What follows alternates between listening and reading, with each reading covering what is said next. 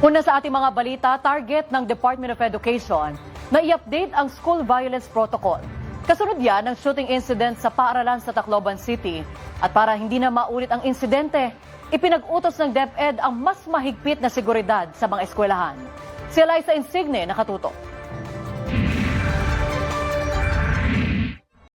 Matapos ang tahasang pamamaril kahapon sa Tacloban, Leyte, usap-usapan ngayon kung paanong nakapasok ang dalawang minor de edad na sospek sa paaralan ng may dalang baril. Ang dalawang sospek, kinumpirmang sa gate pa mismo ng paaralan dumaan at hindi sa bakod na nauna nang naibalita. Correction po sir, ka-entrance po sila sir, pumasok at hindi sila sabay. Base sa DepEd Order No. 40 Series of 2012 o ang DepEd Child Protection Policy, mahigpit na ipinagbabawal ang paggawa ng krimen ng mga personnel ng paaralan at maging ng mga estudyante. Nakasaad din sa DepEd Order No. 7 Series of 2024 o ang Policy Guidelines on the Implementation of the Revised School-Based Management System, responsibilidad ng paaralan na siguruhing ligtas ang kanilang lugar para sa mga estudyante.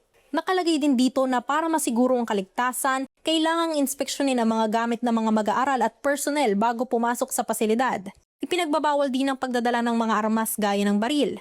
Dahil dito, balak i-update ni Education Secretary Sonny Angara ang protocol sa school violence, lalo na sa oras mismo ng karahasan.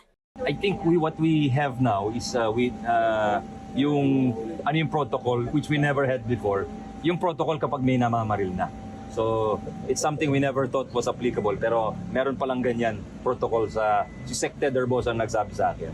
So, we just have to update it. Dagdag pa ni Secretary Angara na maaaring para sa validation kaya nagawa ng mga suspect ang krimen. Ang validation nila sa sarili nila, parang yung likes nila sa social media. Paano sila nakakakuha ng like? Gagawa sila ng kakaiba o kababalaghan. Hindi kami eksperto dito pero siguro medyo maingat lang siguro tayo. Ngayong araw, personal na binisita ng kalihimang paaralan para makipagpulong sa local government unit at mga opisyal nito. Binisita na rin ni Angara ang burol ng mga estudyanteng nasawi, pati na ang mga estudyanteng sugatan sa ospital. Patuloy naman ang koordinasyon ng DepEd sa mga pulis para sa investigasyon sa krimen. Eliza Insigne, IBC News.